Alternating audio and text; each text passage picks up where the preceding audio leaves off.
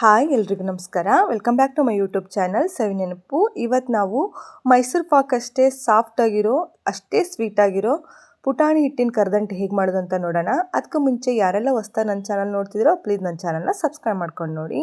ಈ ಕರದಂಟಂತೂ ಮಾಡೋದು ಸುಲಭ, ತಿನ್ನೋದು ಅಷ್ಟೇ ರುಚಿಯಾಗಿರುತ್ತೆ. ಒಂದ್ಸರಿ ಮಾಡಿ ನೋಡಿ. ಇದು ನಮ್ಮ ಕಡೆ ಎಲ್ಲ ತುಂಬ ಫೇಮಸ್ಸು. ಈಗ ಹೇಗೆ ಮಾಡೋದು ಅಂತ ನೋಡೋಣ. ಒಂದು ಬಟ್ಲಷ್ಟು ಹುರ್ಗಡ್ಲೆ ತೊಗೊಂಡಿದ್ದೀನಿ. ಅದಕ್ಕೊಂದು 2 ಏಲಕ್ಕಿ ಸೇರಿಸ್ಕೊಂಡು ಮಿಕ್ಸಿ ಮಾಡ್ಕೊಂಬರ್ಬೇಕು. ನುಣ್ಣಗೆ ಮಿಕ್ಸಿ ಮಾಡ್ಕೊಂಬರ್ಬೇಕು. ಅದೇ ಬಟ್ಲಲ್ಲೇ 3/4 ಬಟ್ಲಷ್ಟು ಸಕ್ಕರೆ ತೊಗೋಬೇಕು. ನಾವು ಎಷ್ಟು ತೊಗೊಂಡಿರ್ತೀವೋ ಅದರ 3/4 ಭಾಗದಷ್ಟು ಸಕ್ಕರೆ ತೊಗೋಬೇಕು. 1 ಬಟ್ಲು ಹುರ್ಗಡ್ಲೆಗೆ 3/4 ಬಟ್ಲಷ್ಟು ಸಕ್ಕರೆ ಪರ್ಫೆಕ್ಟ್ ಅಳತೆ ಅದು. ಇಲ್ಲಿ 1-2 ಸ್ಪೂನಷ್ಟು ತುಪ್ಪನೂ ಇಟ್ಕೊಂಡಿದ್ದೀನಿ. ಈಗ ಇದನ್ನ ಮಿಕ್ಸಿ ಮಾಡ್ಕೊಂಬರೋಣ. ಏಲಕ್ಕಿ ಮತ್ತು ಹುರ್ಗಡ್ಲೆನ ಮಿಕ್ಸಿ ಮಾಡ್ಕೊಂಬರ್ಬೇಕು. ತುಂಬ ನೈಸಾಗಿ ಮಿಕ್ಸ್ ಮಾಡ್ಕೊಂಬರ್ಬೇಕು. ಈಗ ಒಂದು ಪ್ಲೇಟ್ಗೆ ಸ್ವಲ್ಪ ತುಪ್ಪ ಹಾಕ್ಕೊಂಡು ಸವರ್ಕೊಂಡು ಇಟ್ಕೊಂಡಿದ್ದೀನಿ. ಗ್ಯಾಸ್ ಮೇಲೆ ಒಂದು ಕಡಾಯಿ ಇಟ್ಟು ಅದಕ್ಕೆ ಸಕ್ಕರೆ ಸೇರಿಸ್ಕೊಂಡು ಸಕ್ಕರೆ ಮುಳುಗೋವಷ್ಟು ನೀರು ಮಾತ್ರ ಸೇರಿಸ್ಕೋಬೇಕು. ತುಂಬ ನೀರು ಹಾಕ್ಕೋಬಾರ್ದು. ಚೆನ್ನಾಗಿ ಕೈ ಆಡ್ಕೋತಾ ಇರಬೇಕು. ಒಂದೆಳೆ ಪಾಕ ಬರೋ ತನಕನೂ ನಾವು ಇದೇ ಥರ ಕೈ ಆಡ್ತಾನೆ ಇರಬೇಕು.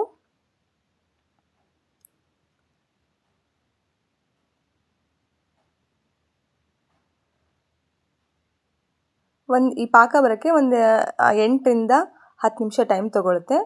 ಸ್ವಲ್ಪ ನೋಡ್ಕೋತಾ ಇರಬೇಕು ಮಧ್ಯ ಮಧ್ಯ. ಪಾಕ ಹೇಗೆ ಚೆಕ್ ಮಾಡೋದು ಅಂತ ಅಂದರೆ, ಒಂದು ಪ್ಲೇಟಲ್ಲಿ ನೀರು ಹಾಕ್ಕೊಂಡು ಆ ನೀರಿಗೆ ಪಾಕ ಸೇರಿಸ್ಕೊಂಡ್ರೆ ಅದು ನೀರಲ್ಲಿ ಕರಗೋಗಬಾರ್ದು. ಕೂಡಿಸಿದ್ರೆ ಅದು ಒಟ್ಟುಗೂಡಬೇಕು. ಆ ಥರ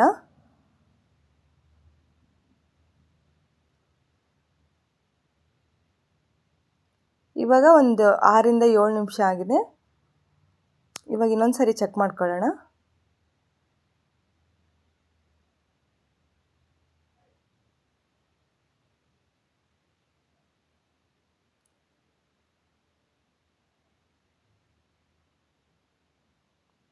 ನೋಡಿ, ಇವಾಗ ಇನ್ನೂ ಅಷ್ಟೊಂದು ಸರಿಯಾಗಿ ಬಂದಿಲ್ಲ.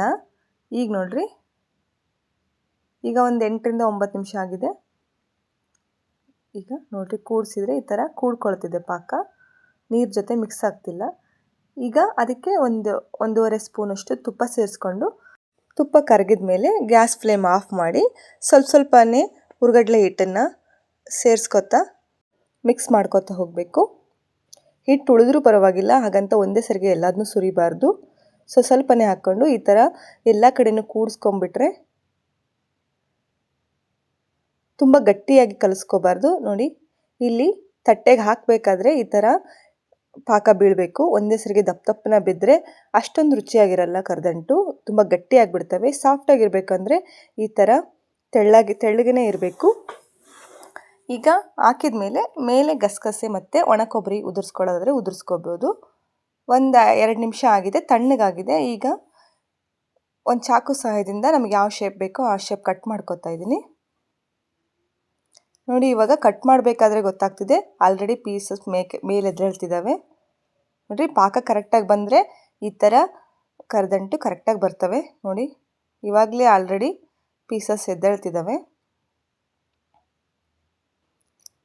ಒಂದು 10 ನಿಮಿಷ ಆದಮೇಲೆ ಎಲ್ಲ ಪೀಸಸ್ನ ತೆಕ್ಕೊಳ್ಳೋಣ. ನೋಡಿರಿ, ಎಷ್ಟು ಚೆನ್ನಾಗಿ ಬರ್ತಿದ್ದಾವೆ.